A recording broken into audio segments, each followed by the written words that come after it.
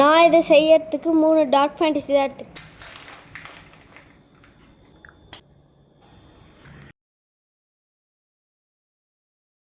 பாலை கொஞ்சம் கொஞ்சமாக ஊற்றி மிக்ஸ் பண்ணிக்கோங்க.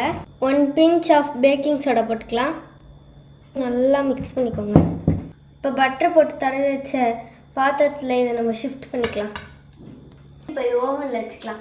இப்போ இது ஓவனில் வச்சு பேக் பண்ணிக்கலாம். அது பேக் ஆகிறதுக்குள்ளே நம்ம சாக்லேட் போட்டு மெல்ட் பண்ணி வச்சுக்கலாம். கொஞ்சோண்டு பட்டர் போட்டு நல்லா டபுள் பாயிலிங் மெத்தடில் மெல்ட் பண்ணிக்கலாம்.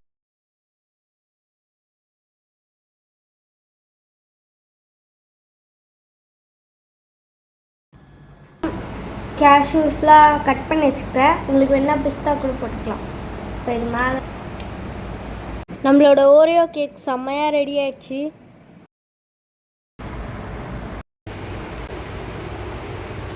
செம்ம மஸ்ட் ட்ரை.